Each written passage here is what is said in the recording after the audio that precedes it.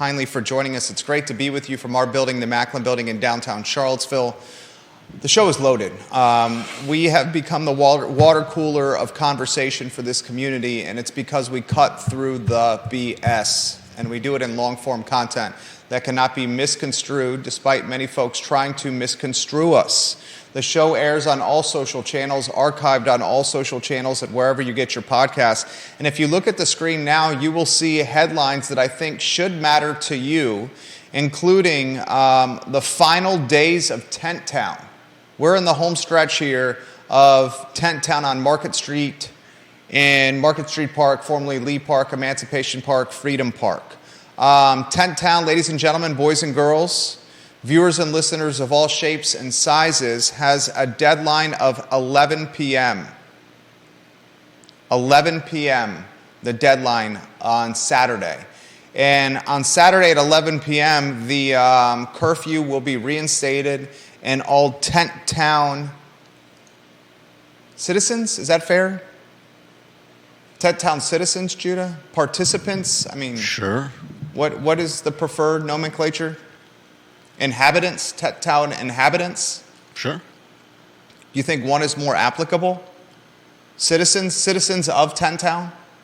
That makes it sound like they've written up a charter and They're hosting an open house. They're baking grandma's cookies. They're baking brownies, providing balloons of the sizes and shapes of pets, inflatables, and the name and the size of swords and puppies and wiener dogs and various inflatable shapes, kites for children at the open house, and evidently Narcan for those that choose to visit the Tent Town open house this Saturday from 12 to 2 p.m. The open house, which is obviously a approach that is done to humanize, localize, and personalize Tent Town.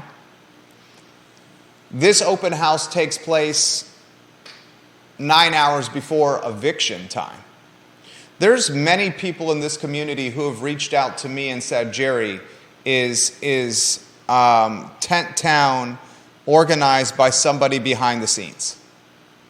They've said, look at the tents in Tent Town. Some of them are new.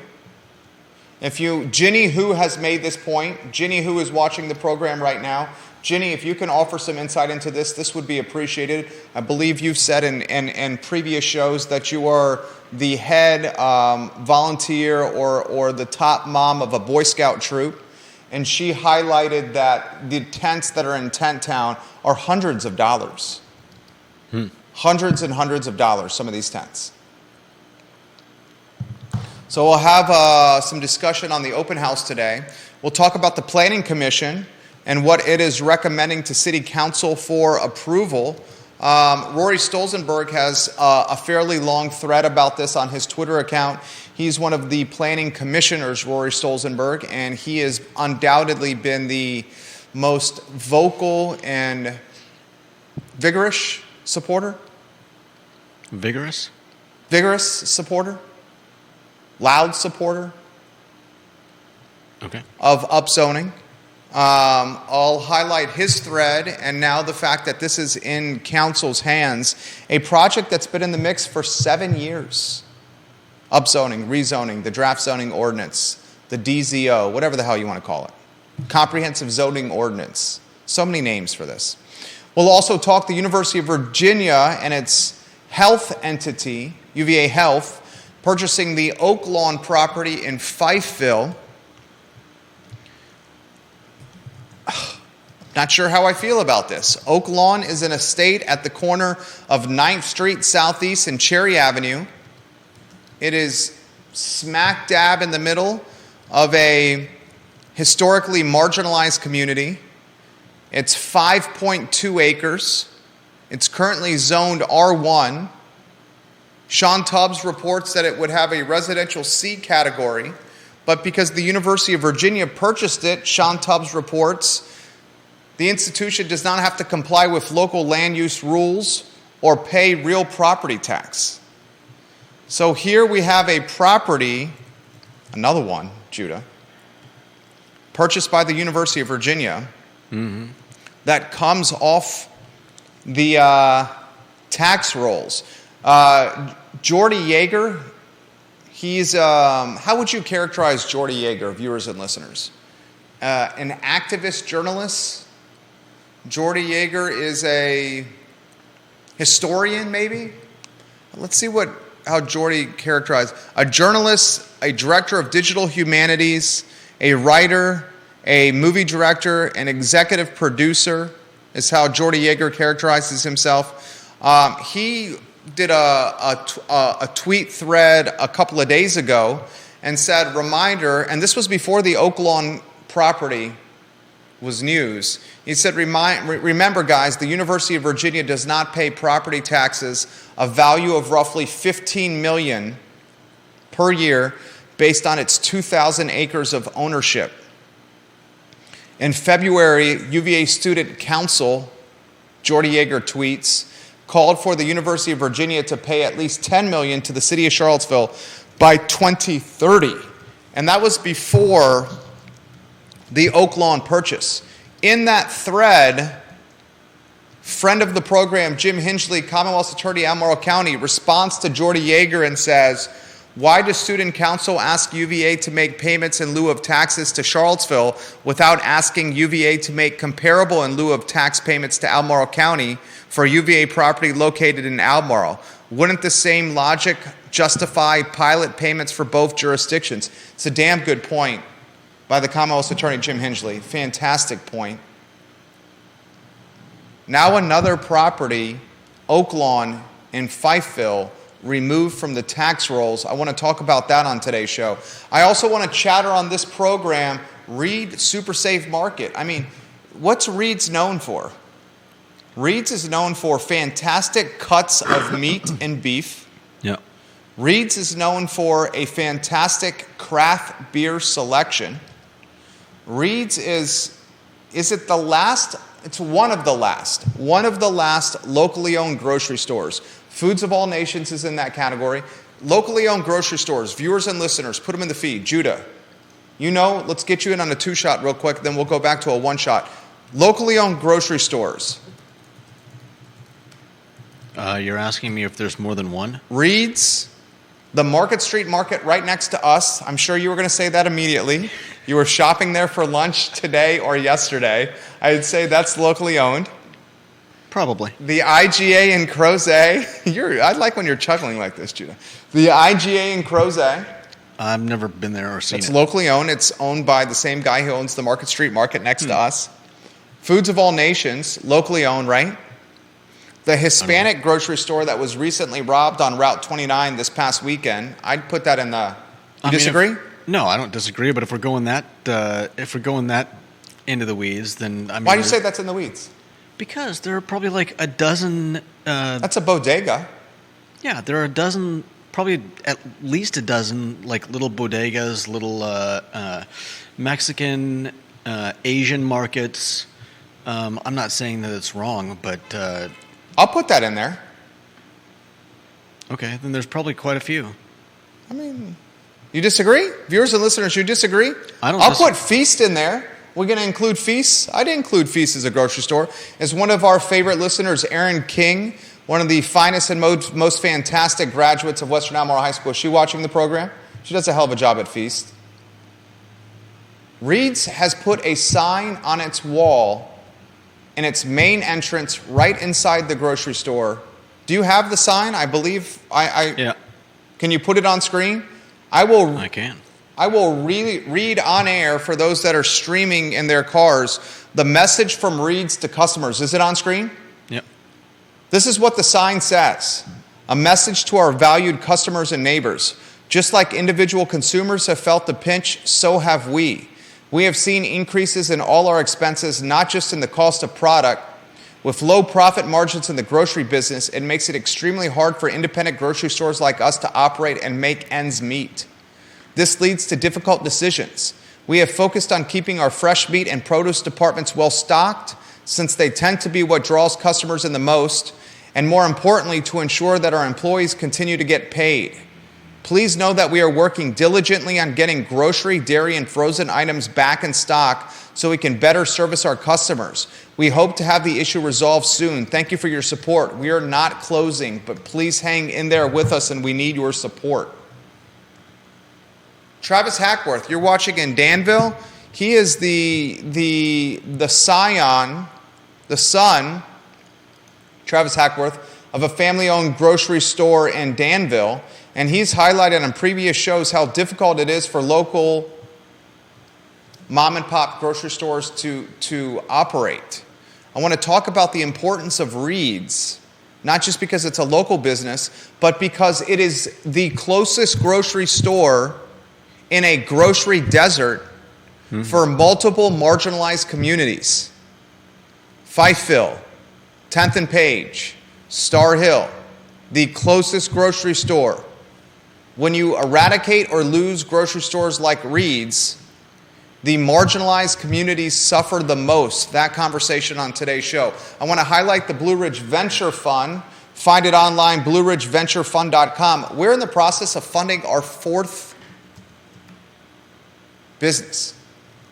Supercharging entrepreneurs, connecting them with high net worth individuals. The 4th one about to happen, ladies and gentlemen. One of the things I am most proud of, helping businesses in Central Virginia scale in win-win scenarios with investors and the entrepreneurs leading the operations. It has been an exciting ride. The Blue Ridge Venture Fund, online at blueridgeventurefund.com. Also on today's conversation, on today's program, we will conversate pro Nata and its rezoning application timeline from the vantage point of Staunton. Staunton is in fuego, my friends. Absolutely in fuego. We'll explain why. We'll give you a video tour of the Staunton Steam Building, which will become 48 apartments in Staunton, 2 commercial spots, and 1 clubhouse. And I want to talk on today's program, mortgage rates now surpassing 8%. 8% on the 30-year fix. Home sales have fallen to a 2010 pace and level. Ladies and gentlemen, the I Love CVille Show is locked and loaded, and it's the water cooler of conversation for this community. 2-shot for you, Judah Wickower. I want to weave you in the mix. Bill McChesney says the IGA on Sherry Avenue already went away. Maria Marshall Barnes said Reid's used to supply ground beef to some local restaurants. And Kevin Higgins highlights Greenwood Grocery, and the mayor of McIntyre highlights the grocery store on Rose Hill. Judah, Tent Town, open house this Saturday. There are hand-painted signs. Could you show one of the signs, please? Judah's going to put it on screen. Hand-painted signs. I've counted 2 of them at Tent Town, encouraging the community to come for an open house from 12 to 2 p.m. this Saturday. The curfew is reinstated at 11 p.m. on Saturday. So when the open house is over, there's 9 hours before eviction happens.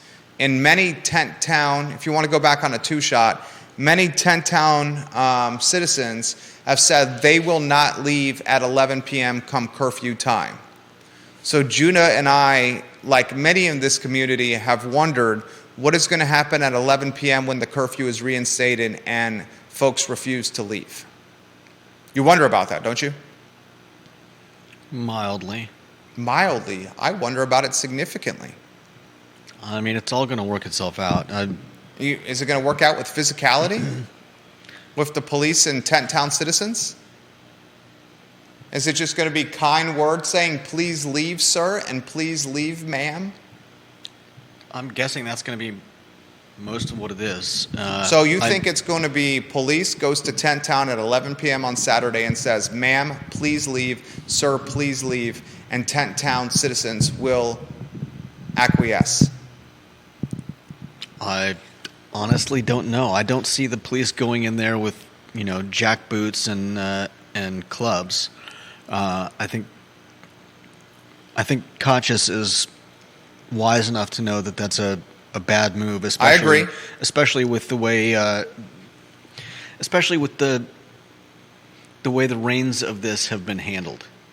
I think he sees what, I'm sure he has a good idea of what he can and can't do, and even if he had carte blanche, I don't think he's the kind of chief that would go in there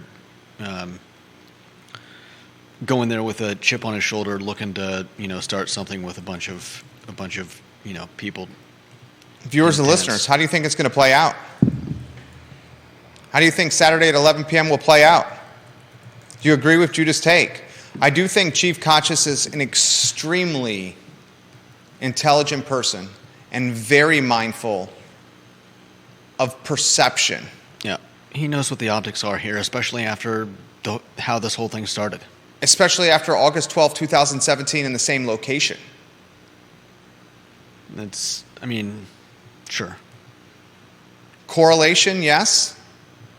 Sarah Hill Buchensky asked this question. Last night, NBC 29, I shared the interview in the comment section of I Love CVille Facebook, the I Love CVille group, my personal Facebook, and the I Love CVille food page. Those 4 pages reach tens of thousands of people. I looked at the metrics for the I Love CVille page by checking the analytics, and the I Love CVille Facebook page, the analytics of the page itself said last month it was over 30,000 Facebook users at reach, just that one specific page. NBC 29 aired an interview. Carol Thorpe said she watched the interview last night and her jaw dropped. I will read Carol's exact commentary here in a matter of moments. She says, Carol, I saw the interview last night and my jaw hit the floor. An open house hosted by the unhoused. Pun intended. Jerry, riddle me this. As a branding and marketing pro, if you have been trying to heavily refute the notion that the homeless are all drug addicts, why on earth would you choose to offer Narcan as your freebie for adult visitors? Carol Thorpe's question. I think it's a good one. I think the guy's a great comedian. I don't think he was being comedic at all. You think, why would... Multiple people in that thread said they knew who the guy was and he had fallen off the wagon multiple times when it came to his addiction. Okay. But still, he's got to know that offering Narcan to the adults is comedy gold. I don't think he knew it was comedy gold. You don't think that? I think he was legitimately being genuine as a call to action used to save people's lives that have opiate or drug addiction. I think, and maybe the roles are reversed on today's episode of the I Love CVille show. Judah and I right here, our roles are reversed here. I think he is speaking from the depths of addiction and seeing the value of Narcan when it's come to peers, colleagues, friends of his. I will paraphrase what he said in the NBC 29 interview. I'm shocked that the interview aired. NBC 29 sent a reporter to Tent Town yesterday. Mm-hmm. We have all who go downtown and drive by Tent Town have seen the massive signs around the park that say open house from 12 p.m. to 2 p.m. Could you put that sign back on screen? If you could show it for 5 seconds and then put us back on a 2-shot, that would be great. The open house is from 12 to 2 p.m. NBC 29 saw the sign. The news director sent a reporter to Tent Town and said, cover the story. They interviewed one of the citizens of Tent Town. And the citizen on air in a broadcast, in an interview that aired multiple times on broadcast television, said, we will have grandma's cookies for children. We will have freshly baked brownies for children, kites and balloons for children. And for the adults that come, we will be offering them Narcan. I showed it to my wife. She was flabbergasted and reiterated that our children will not be getting Gammy's fresh cookies. The first question Judah Wickhauer asked when he heard of Gammy's freshly baked cookies was, where do they cook them? Where are they baking the cookies in Tent Town? Where are Gammy's freshly baked cookies being baked? Let's not forget the brownies, the balloons, the inflatables that will be shaped into wiener dogs and other lovable and likable canine and kitty cat creatures, and the kites. And let's not forget the Narcan that will be offered to adults that choose to visit Tent Town during the open house. Carol Thorpe highlights an open house hosted by the houseless. Very intriguing. An open house hosted by the houseless in Tent Town. Frankly, it gives it for anybody interested in going. I'm sure it would give an eye-opening view of what it's like to live in that park. You know, what it's been like to live in that park for the last few weeks. There's not a doubt in my mind the open house from 12 p.m. to 2 p.m. in Tent Town will be very well attended. It will be very well attended. Yeah. Not a doubt in my mind. Mm-hmm. I also want to emphasize what many people have emphasized to me. I've said I would estimate we've received this message in some capacity somewhere between 100 and 200 times from various viewers and listeners. And the overall thesis of the messages that we've received on this subject is who is behind the money and the organization and strategy of Tent Town. And they've highlighted, I hope Ginny Hu is watching, I think she is. She's highlighted this in previous shows. Oh yeah, here she says, she's writing tweets about this. Jerry and Judah, even with Amazon prices, those tents are extremely high dollar. Also, the majority of those tents look brand new. They haven't been carted around from location to location for years. That takes open to a whole other level. She's a head of a Boy Scout troop, the Den Mom. Those are fair. Have you looked at the price of tents? No, I haven't. I'm going to do a Google search. I'm sure they can run into the multiple hundreds, if not thousands, for really high-end models. But, you know, while those are great observations, I have no problem with I get the problem with somebody organizing people to stay in the tent to make a statement. I honestly don't have a problem with someone spending any amount of money on tents for people who may need them. I don't have a problem with that either. I don't have a problem with people paying for shelter for those that are in need. I have no problem with that. Mm-hmm. I do have a problem if there's an organization, a group of people, or individual people that's trying to make funding They're trying to make a statement, and they're using houseless people to do it is. Say that again. You said it better than I could. That's my problem. They're trying to make a statement, and they're using houseless people to make that statement, which is... Is that a George Soros-type ploy? I don't know enough about George Soros's is that Machiavellian type maneuver? I don't know if anybody in Charlottesville gets Machiavellian. I think you are underestimating. I think some people might like to think that they do.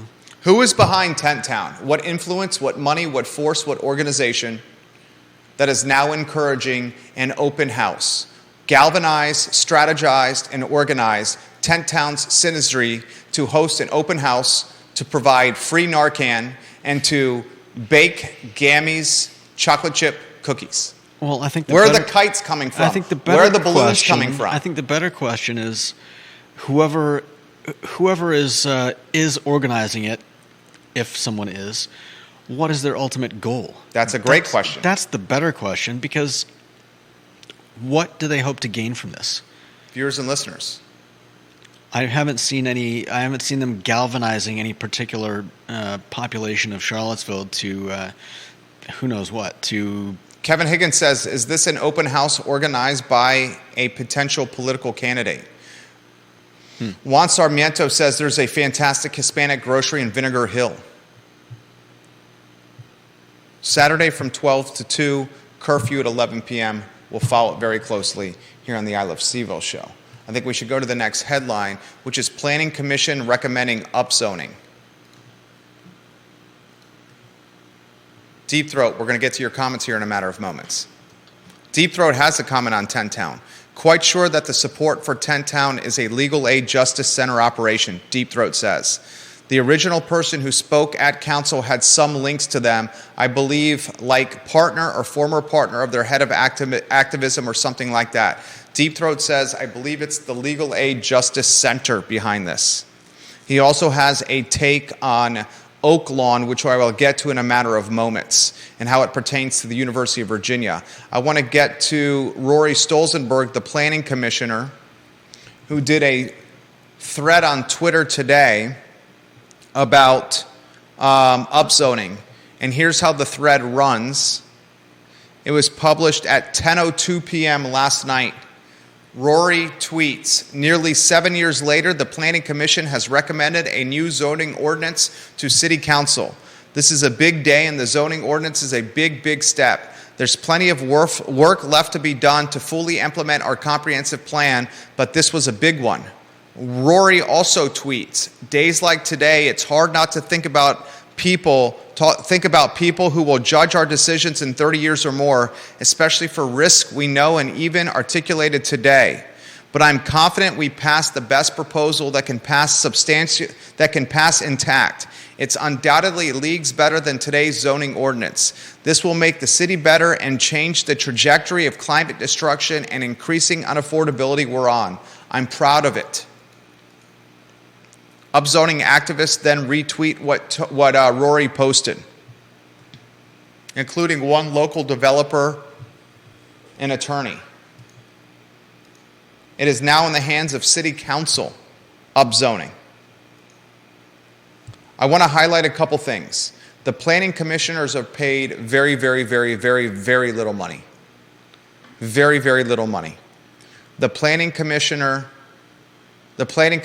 have faced significant crossfire and adversity.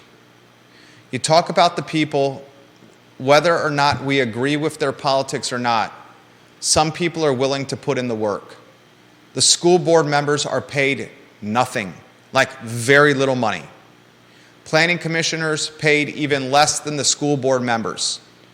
Heck, the mayor of Charlottesville's paid only $20,000. The other councilors are paid $18,000.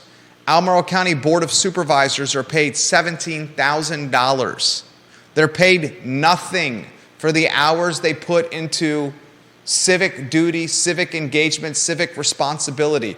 They're indentured servants. Look at what Mike Pruitt is doing. Mike Pruitt is a UVA law student. Mike Pruitt, are you watching the program right now? He watches the show often. Someone tagged Michael Pruitt. Michael Pruitt, jump in the mix.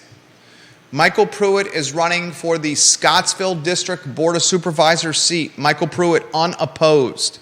He is a Navy veteran. He is a UVA law student. And he will win a spot, Michael Pruitt, on supervisor, on the dais for the Albemarle County Board of Supervisors. You have a guy that is a Navy veteran that will graduate from UVA Law School, one of the most established law schools in the world. And he is sacrificing 4 years of his life, financial earning, opportunity cost of coming out of law school at UVA and not working for a big firm in Atlanta, Chicago, New York, Manhattan, DC, where he could easily be making $250,000 or more.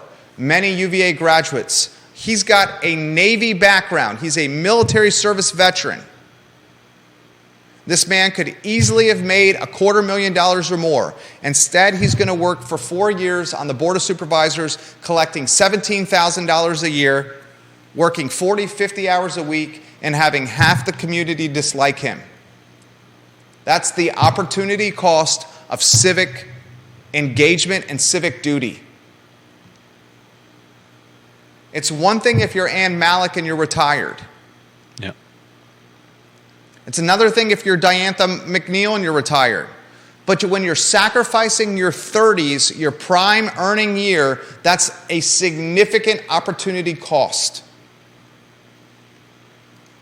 Planning Commission recommends upzoning to City Council. It's now in the hands of 5 councilors. I just watched the mayor walk by the studio.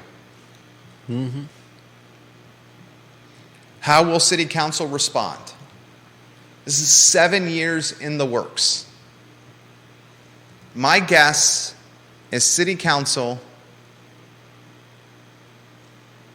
will move forward with what Planning Commission has suggested. Natalie Oshrin, who will replace Leah Puryear on council on January 1, is an extreme upzoning advocate. Will this be kicked down the road until Natalie Oshrin is on council? Only time will tell. Regardless, I think you're going to see upzoning and what the Planning Commission pushed yesterday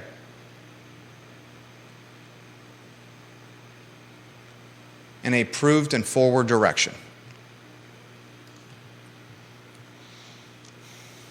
We're very close to dotting the I's and crossing the T's on this, but I would expect multiple lawsuits to follow. Time will tell. Let's go to the UVA headline.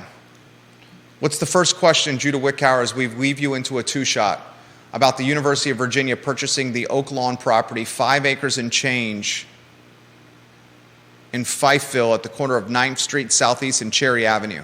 What's the first thing that came to your mind? UVA Health says it will partner with the Fifeville Neighborhood Association and other community groups to explore how to best use the historic home to support community needs. First thing that comes to your mind, Judah Wickower. First thing that comes to my mind is how do we still have land to sell in Charlottesville? This was on the market for an extended period of time. All right. Extended period of time. Anyone in this community could have purchased this ahead of UVA Health. What's on your mind? Well, I mean, the obvious question, right, is how much can Charlottesville afford to get taken off their tax rolls? There you go. UVA owns 2,000 acres plus in the city of Charlottesville. That's synonymous with $15 million a year in taxable real estate revenue. $15 million. What's the Charlottesville city budget? $230 million per year? Can you check? I'd say in the neighborhood between $230 and $250 million. $230 and $250 for the yearly budget for the city of Charlottesville. See if you can get me that number.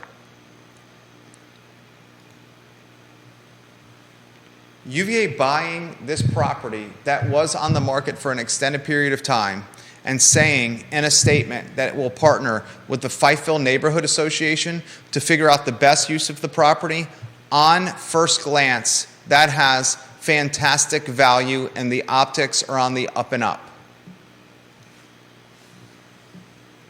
When you dig deeper, you ask yourself the following questions. UVA is free to do what it wants and can operate outside any zoning regulations. And UVA, when it purchases property, removes it from tax rolls. If it continues to buy property in Charlottesville City and Albemarle County, it furthers the financial burden of maintaining Albemarle and Charlottesville's yearly budgets by positioning that financial burden on property taxes, real estate taxes, and businesses. Food and beverage, meals tax, lodging taxes. The more they buy, the more you, the more Judah, and the more I take out of our pocket and give to Albemarle County and the city of Charlottesville for daily operation. That's some of the stuff that you should be asking yourself about. Deep Throat says this on Oak Lawn. It sort of gives the lie to the idea that land is so scarce in CVille we have to upzone. This plot is 5 acres. Even with the graveyard easement and need to preserve the existing house, under the new zoning you could get in 100 units easily. And yet it sat on the market for months at $800,000 an acre and then got price cut. Who knows where it sold ultimately, though no higher than $3.5 million, the last listing price. Perhaps it was $650,000 an acre once it closes. That's hardly Palo Alto, my dudes. Great points. Harley, I can totally see him saying, my dudes. That's Harley. Palo Alto, my dudes. Yeah. Bigger picture, this is prime land for residential development, and yet again, UVA stops it, just like they have made University Gardens, a former site of apartments, a parking lot. Yeah. That's good commentary right there. From the man who's known worldwide as Deep Throat. As Deep Throat. What are the taxes that have been paid in recent years? Deep Throat, you can get me that number. What are the yearly taxes Bill McChesney is asking on that property? I could probably figure that out. I can definitely figure that out if I wasn't live on air. I'd have to go into the GIS. I got to get the exact address. This is going to be difficult for me to do live on air, to get onto the GIS, find the address. Can someone get me the yearly taxes on that so I can answer? It's now been asked 5 times on the aggregate comment feed, the yearly taxes. That's a great question. Hopefully someone can provide that answer. Ray Cadell says this. Oh, Ray Cadell, the realtor's got a good comment. Are you ready for this one from Ray Cadell? He says this. Judah, listen to this. Big Ray and the Cool Cats. If I buy a home with a specific zoning and the homes around me are zoned the same, should I not be able to count on that zoning remaining constant to protect the value and style of living I bought into? Please read my comment, Jerry. Many people would agree with you. Thank you, Deep Throat. Yeah. $20,000 per year in yearly taxes, Bill McChesney. Grayson, Stephen, Spencer, and Thomas all asking this question. Deep Throat just gave us the answer. $20,000 a year in taxes removed from the tax rolls, Judah Wickhauer. Now over 2,000 acres under tax-free control by the university in the city of Charlottesville. Ray Cadell, that's why you are seeing folks in the city of Charlottesville put covenants and restrictions on their respective properties. You are seeing that more and more, and it's happening on the down low. It's happening on the down low. I got 5 elected officials watching the program as we speak. 5.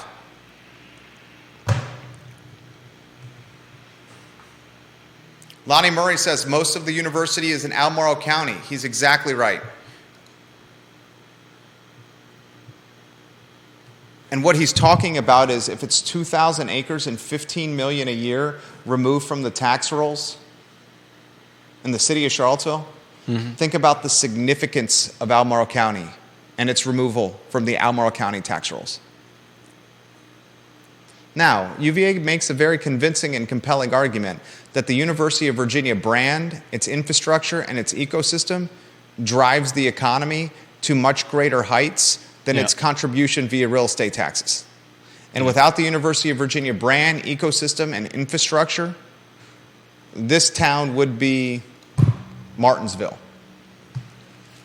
Not to throw shade on Danville. I love Danville. Love you, Travis Hackworth. A lot of people make that argument. It's a decent argument.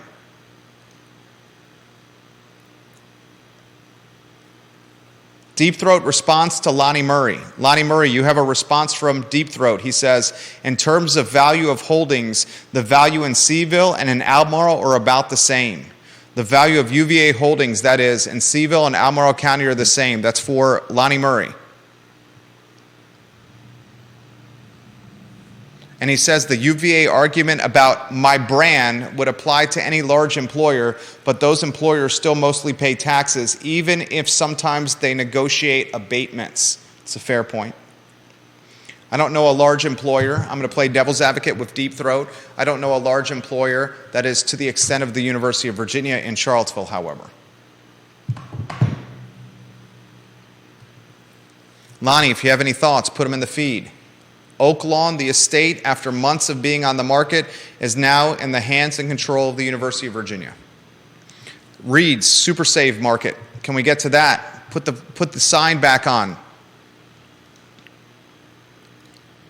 Ginny Who says, my issue with the tents in Tent Town is the same as Judah's. It's about whoever's behind it. If someone or a group is using these people, that is despicable. I 100% agree with that. She also says the majority will leave peacefully.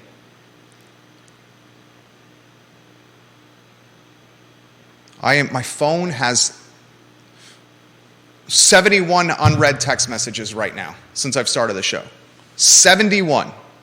She says, Ginny Who, the majority will leave peacefully. I also think, as always seems to be the case in CVille, a small minority has an agenda to create drama. 73 unread text messages right now. You got the Reid sign on? I do now. Please put it back on screen. Kevin Cox posted this on Facebook. Guys, if you want to, Kevin Cox, thank you for posting this on Facebook. If you want to support a local business, you better support Reid's right now. There's been a notice posted inside the store basically saying we're going to keep the produce, the fresh meat, and the produce departments well stocked. The remaining aspects of the store have extremely meager stock selection. I've seen it firsthand. Like, extremely meager. I'm talking like a Manhattan bodega in a tough part of town. That meager the shelves. And Reid's is straight up telling people, ladies and gentlemen, you need to support us if you want us to survive. We're not closing, but we need your support. And they straight up said an independently owned grocery store is extremely difficult to run. A lot of people don't realize this. The grocery business operates on extremely thin margins. I'm talking single-digit percentage margins. And we're talking the big boys like Teeter, Food Lion, Kroger, and Giant. Single-digit percentage margins. And that's a successfully run grocery store that's vertically integrated, purchasing power, and economies of scale. I can't imagine what a mom-and-pop one-unit operation is doing to survive. And while we all want locally owned businesses to survive, I certainly do. I know Judah does as well, and I never speak for Judah, but on this one I will.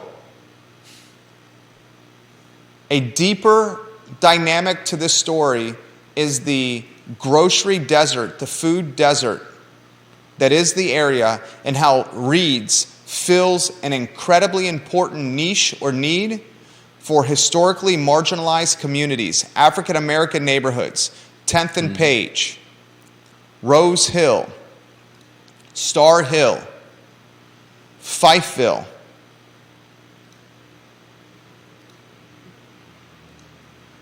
This grocery goes away, and folks that do not have vehicles, that are either walking or relying on public transportation, have a much more difficult trek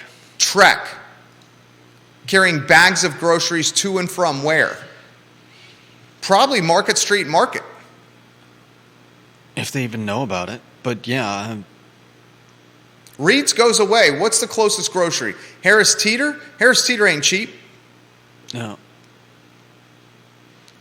You're playing Frogger, risking your life going from Cherry and Fifeville, 10th and Page, Star Hill to Harris Teeter. Your closest one is the Market Street Market. Right next to us, right? Yeah, you'd think. I mean, who knows? Someone might head up to Food Lion. If you go there, you might as well keep going and go to Wegmans. Fifth Street Food Lion? I don't know. That's a hell of a trek. Yeah, no doubt. How many bags of groceries can you carry? How many times would you be doing the trip? I mean, you'd probably, if you could, you'd probably call an Uber. Call an Uber? Or catch a bus? I don't know. Catch a bus more realistic. Calling an Uber? I don't know. Our youngest is 11 months old. You'll appreciate this. You could walk to the grocery store, then call an Uber on the way back. Stick all your bags in the trunk. Keep talking for a second. It seems doable. I honestly don't know. If I had to walk from my place to go get groceries, I'm not sure if I would get groceries. I'm not sure how I'd get groceries. But people manage it. Moms that are watching the show. Oh, I'm hoping my wife texts me. I just asked her a question. So our youngest has we're maybe a lactose aversion. And evidently they grow out of it around the 1 year marker. So Hadley, my niece Hadley has a problem with dairy, or had a problem. I don't know if she still does, but my dad was always trying to pop things in her mouth, and Trisha was always smacking his hand, saying, "Dad, that's got butter." Yeah, Dad, dude, that happened to me this morning. Yeah. That happened She's to like, me. "Dad, that happened to me last Dad, night. can you just not feed my baby because everything you try to put in her mouth has butter or milk or something in it, and you know better than this."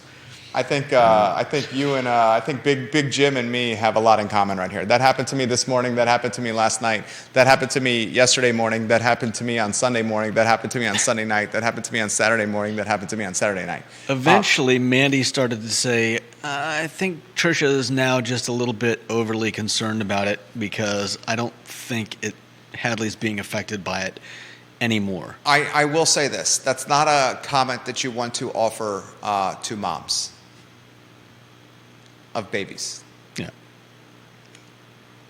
It was, Good rule of thumb. Nobody had any arguments, when You just go with the flow. when Hadley was 6 months, 8 months, a year old, but once she started getting close to 2, and This is your niece, and he's talking about Trisha and Mandy, his sisters, and Jim, his father. Yeah. Trying to add a little context and color here.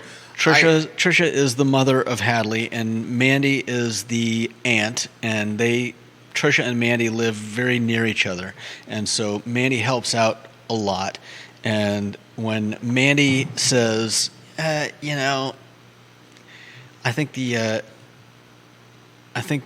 issue is gone, but Trisha just won't let it go. And We've all been there. John Blair, great comment with Rebecca's. I will get to that in a matter of moments. Integral Yoga, another one that some are saying is local. Yeah. So our youngest, who's shockingly 11 months very soon, time flies. The days feel like years, but the years feel like days. He has a milk aversion, which we're told he will grow out of in the year to 18-month marker. So we have to get formula that is the step-up formula. Yeah. And this formula is extremely expensive. This formula is roughly $40 for the container, and it lasts 2 to 3 days and fills 8 to 10 bottles. Our 10-month-old, soon to be 11-month-old, the weekly grocery bill for him is almost synonymous with the weekly grocery bill for my wife, myself, and our 5.5-year-old. I'll say that again. Just purchasing formula, and it's the step-up, more expensive formula because of the milk allergy, we hope he grows out of it, is the same price point, basically, of what my wife, a grown woman, myself, a grown man, and a 5.5-year-old boy that eats like a grown man, what we spend on the 3 of us each week. That's how expensive having babies are. That does not include diapers, the many trips to the doctor's office for checkups, and what appears to be a level of sickness that every baby gets that seems to be every other day or every 3 days. Medicine. My point is this. This specific type of formula, I'm seeing, what's it called? I'm texting with her. She sends me, when I go grocery shopping, she just sends me, instead of a list, she sends me pictures of what to buy. Like screen grabs instead of a list. And I still take 3 times as long as her to make it through the grocery store. This particular formula is not at every grocery store. Yeah, I remember in the Outer Banks, my mom and I searching high and low throughout the grocery store for a bottle of something called Ripple, which is apparently something that you get for kids that can't have dairy milk. It's normally at Wegmans, but Wegmans was sold out. So then we had to go to 2 or 3 other spots for it. This is a first-class type of problem. First world type of problem. This is what it's called. It's called, there's 89 unread text messages since the show has started on my phone right now. Nutramigine. Hypoallergenic infant formula powder with iron for food allergies, brain building. It's $40 after tax right here. I'm putting it on screen here. Moms, women should rule the world. Men are idiots. I'm an idiot. I openly admit I'm an idiot. This is what it is. Can they see it? I straight up admit I'm a moron. Can they see it on? Is that the camera? I think so. Yeah. Yeah, I think they can probably see that. They can see that. I don't know if they can read it, but that's the formula right there. A lot of parents can relate to this. Left, down, left. There you go. Right there. Yeah. Enfamil Nutramigen. I guess my point is this. We legitimately have gone to 5 grocery stores for formula. Other people are in positions like this. And I'm not saying Reid's has this formula, but I'm saying there are circumstances similar to this that probably exist. And by eradicating or removing a grocery like Reid's, people will be impacted by it. Fortunately, our family has a vehicle where we can go from grocery store to grocery store, grocery store to grocery store to search for what's best for our kid. Not everyone has that luxury. Mm-hmm. The folks that will be impacted by Reid's maybe not surviving, and right now Reid's is saying we need your support, are those that are already on the financial margin. Yeah. That's a big deal. John Blair says the loss of Reid's would be extremely disturbing. Given the loss of Rebecca's, I think it calls into serious question the idea of any grocery model except for the large-scale chain in smaller cities. Its struggles should put to rest the repeated Charlottesville conversation regarding a neighborhood grocery store when rezoning and land use discussions arise. Given Reid's longtime brand and a nice location in a very densely populated area, I just don't think it's realistic to believe a small grocery store can flourish in CVille or any smaller city. If Reid struggles, how would we expect any other similar store to work? That's a damn good comment again. Yeah. How many people have said in upzoning, oh, we need a neighborhood grocery or a grocery co-op? We've heard that so much. Reid's has an established brand, institutional memory, brand equity, is in a densely populated area where a lot of people don't have cars. It's on a bus line. It's close to the downtown mall. It's close to the University of Virginia. It's close to UVA Hospital. It's close to yuppies. It's close to affluent. It's close to the rich. It's close to the middle class. It's close to the lower class, the working class. Any class you want to call it, and it's basically saying it can't survive. It's struggling to survive. Yeah. And I'll tell you right now, Walmart, Target, and Amazon, and grocery delivered to your store, or Instacart, grocery delivered to your car outside of a pickup spot, is going to cannibalize and put out the crappy ones. If anyone what's the one that just got bounced from the equation, the German one? Oh, was that Lidl? Was that Aldi or Lidl? Aldi? I think it was Lidl. Lidl? Aldi? Lidl. One of them got bounced after a short period of time. I think it was Lidl. Fresh Market got bounced. Rebecca's got bounced. Come on. Bill McChesney said there was a Reid's on the downtown mall that burned down in the 1970s and 1980s. Kevin Yancey says every burger sold by Riverside was made with Reid's burger. Nice. Bill McChesney says Ripple was an MD 2020 type wine when I was in my teens.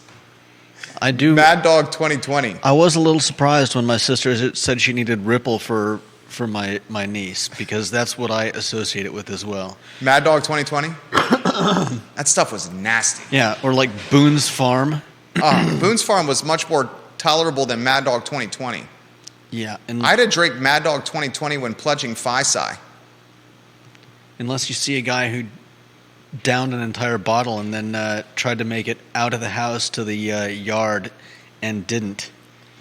We had a fire burning in the fireplace in the party room of Phi Psi, the fraternity, the big one by the Mad Bowl. When you go down Rugby Road, there's an iconic fraternity house right at the end of the Mad Bowl. That was our house.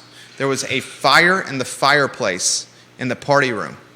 And as pledges, we had to crawl up the stairs to the 3rd floor, pound Mad Dog, keep some in our mouth, and then crawl on our hands and knees down the stairs from the 3rd floor to the fireplace and spit on the fireplace to put it out. And we had to keep doing it until the fire was done. Idiots we were. Idiots.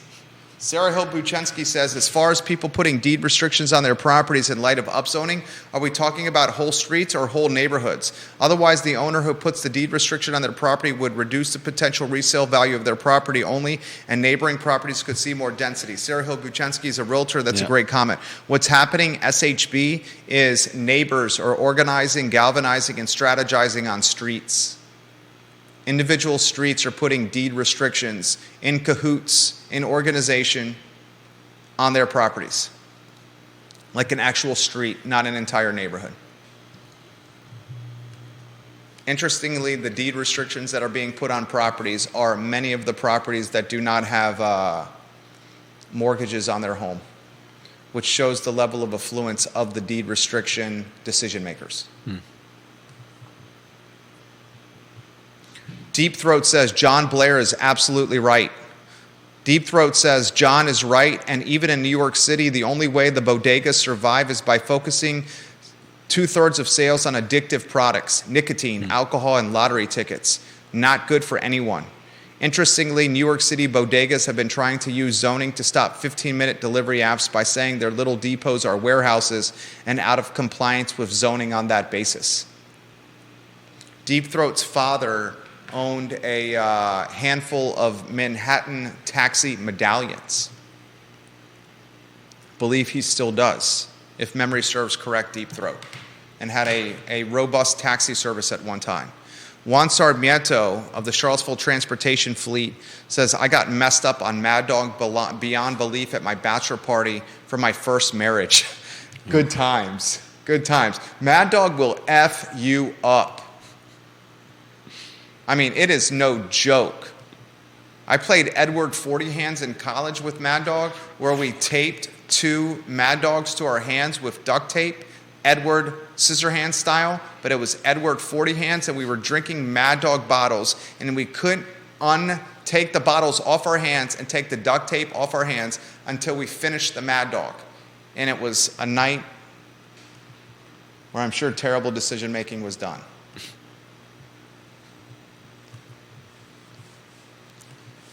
I need to talk about the Staunton Steam Building. We have a video we're going to show. We are not responsible for the audio of this video. It is not great audio quality, but it does show the potential of a fantastic building in Staunton. Staunton is greenlighting projects at an impressive clip. I'll say this once and I'll say it again. I've said this once and I'll say it again. The town of Staunton is becoming significant competition for Charlottesville City. It's got affordability, it's got charm, it's got hospitality, and it's starting to get big-time brands coming to downtown Staunton. Pro Renata is a perfect example. I'm going to show you a video, Judah's going to play it, from the Staunton, Virginia Economic Development team. Hey, John, I sincerely mean this. Are you still watching, John Blair?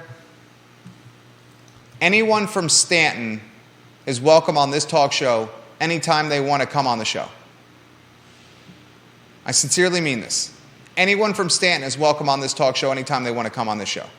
Anyone from your team, anyone from Staunton government, I would champion Staunton in a heartbeat. We're going to play a video. This video is the Staunton Steam Project. You're going to see Robin Miller, the principal at Robin Miller and Associates, do a tour of a historic building and site that will eventually turn into 48 apartments, a clubhouse, and 2 commercial spaces. This is a video tour of the Staunton STEAM project done by Robin Miller, the principal at Robert Miller and Associates. You ready? Let's play that video in 3.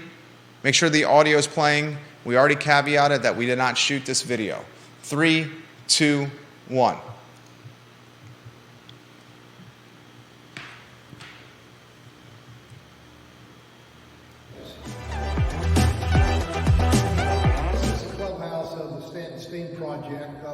This was about a 100-year-old industrial building that was previously used as a Staunton steam laundry. This will have a kitchen over here, full bath. This will be available for the tenants to have a party, a function, a place to hang, and with the spectacular high ceilings and the windows, all the wraparound windows, you got a great view of Staunton. Again, this is a historic tax credit project. We could not have saved this building without historic tax credits. Both the federal tax credits and the state tax credits are critical for any renovation and upgrade of existing buildings in the state of Virginia, the Commonwealth of Virginia. We really need to keep those tax credits.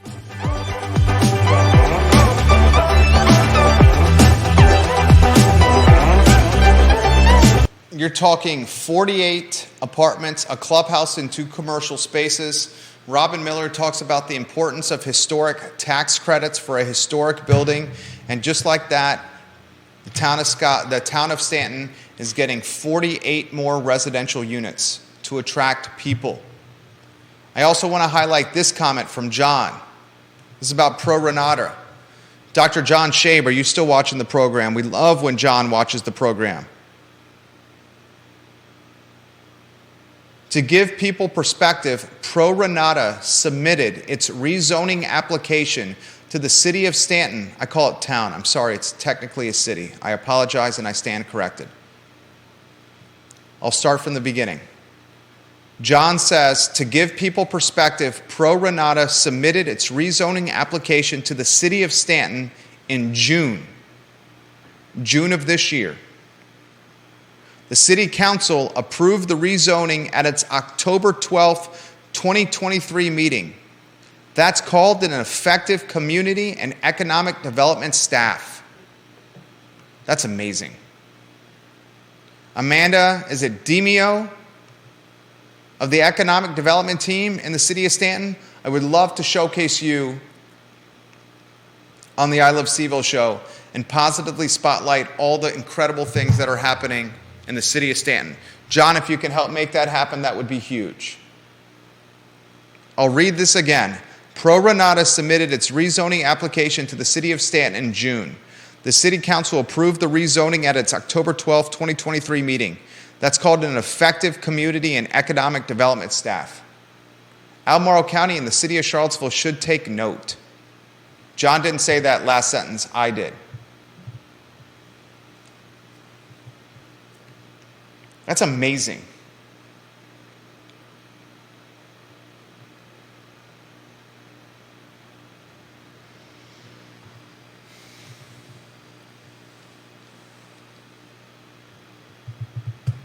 There's so many comments right here. I can't, I'm trying to, there's 42 comments on my personal Facebook page alone, Judah.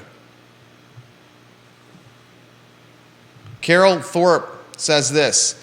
The matter of distributing food, whether free or sold, is a sticky legal situation that is a throwback to Occupy Charlottesville. Technically, there are numerous and detailed food laws on the books from the Virginia Health Department that prohibit such unless you have a license and people who are certified in safe serve protocols. As you say, we don't know if the food is prepackaged, retail, or home-cooked or prepared on site. That's another huge concern in terms of cleanliness, food temperatures, proper storage, etc. Vanessa Parkhill says, what is in those brownies?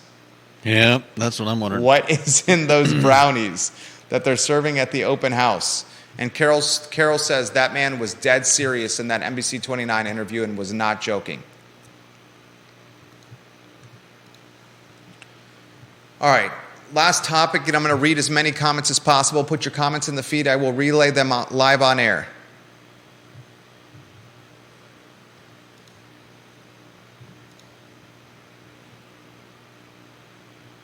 Mortgage rates just hit 8%.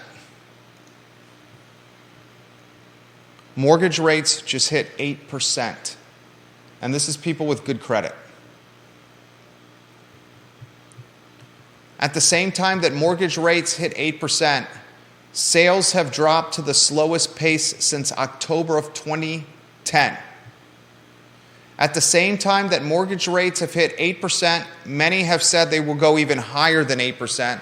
There was one expert on Real Talk who alluded to mortgage rates flirting with 10%. I doubt they'll go that high, but a lot of people said they would never get to 8%. At the same time that mortgage rates have hit 8%, sales volume has slowed to the slowest pace since October 2010. Inventory levels are at generational lows, while home values have upticked to the most expensive levels of seen in American history. All at the same time, a boatload of people are entering the home buying market. Mm-hmm. So you got a boatload of people trying to buy houses. Those houses are more expensive than they've ever been in American history. The interest rate to finance the purchase of those houses is at an extremely high level.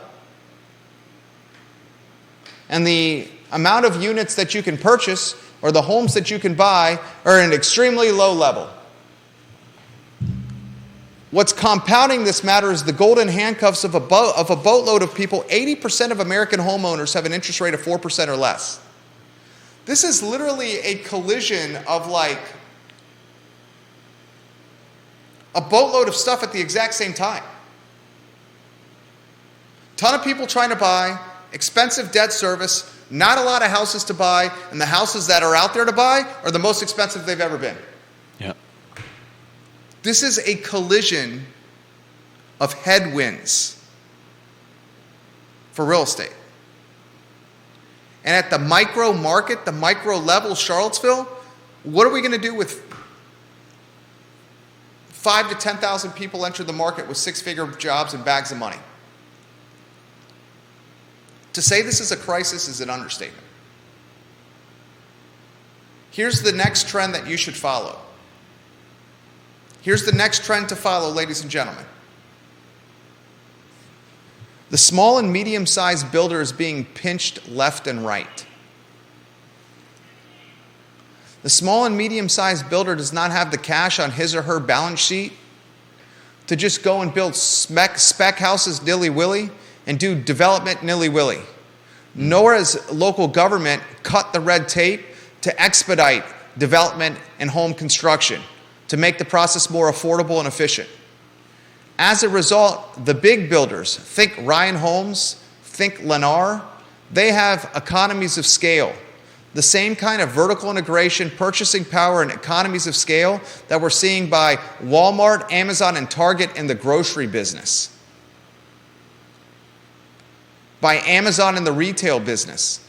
Lennar is offering potential clients, this is a publicly traded company, 4.5% mortgages if it chooses to build a house with its publicly traded outfit.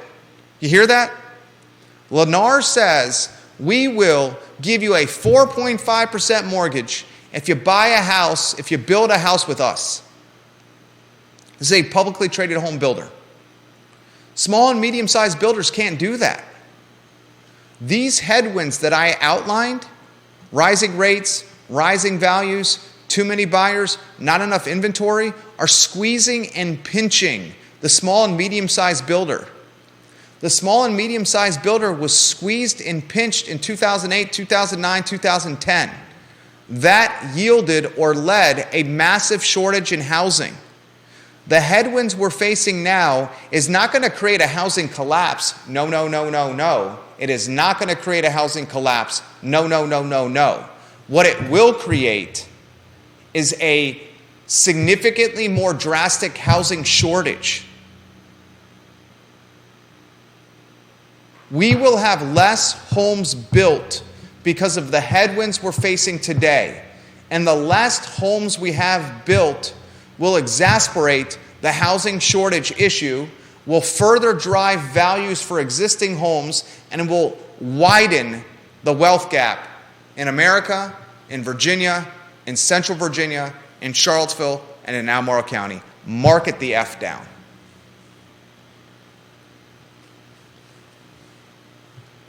And I don't think there's anything anyone can do about it. Bill McChesney highlights the $1 million plus home for sale near the graveyard on Lexington Avenue. Bill McChesney, guess what? That $1 million small home, 3-bedroom, 2-bath, listed by Loring Woodruff on Lexington Avenue is now under contract. So while everyone was mouth agape about a $1 million plus home, 3-bedroom, 2-bath on Lexington Avenue next to a graveyard, it went under contract. It was priced right. We may be shocked by the sticker price, but if it goes under contract, it's priced right. Because in real estate, all it takes is one person to say yes. Mm-hmm. It's not politics. It takes one buyer in real estate. It's under contract. It's pending.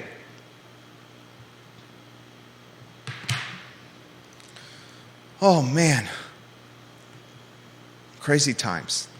5,000 to 10,000 people coming to Charlottesville in the next 5 years. If you're on the fence or thinking about buying a house, buy one right now. And you think I'm crazy about saying buy one right now because it's so expensive and the interest rate environment's astronomical? Wait till you see what happens when 5,000 or 10,000 people come with bags of money, Scrooge McDuck style, spitting gold coins out of their mouth.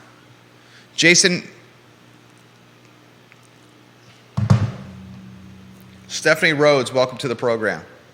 We love when you watch the show, Stephanie Wells Rhodes of the Interstate Service Company family. Interstate is a home's best friend, Interstate Service Company.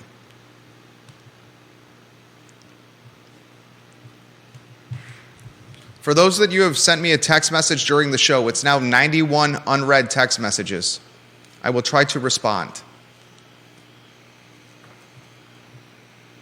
I got this via DM. I don't want to be named on this because it's something I learned from the Reid's owner, but another thing Reid's has going is it owns that building outright and just pays maintenance and taxes. A new business won't have that edge on Reid's. That's a great point. So the anonymous commenter, this is not Deep Throat, has said that the Reid's team owns the building. So it's just paying maintenance and taxes. That's a huge advantage. Yeah. All right. That's the, what's today? Thursday edition of the I Love CVille Show, where we cut through the BS. We cut through the BS. It's long-form content. It can't be taken out of context. It's on the internet. It's documented. It's archived wherever you get your podcasts. And we encourage you to check out the Blue Ridge Venture Fund, where we're on the cusp of funding our fourth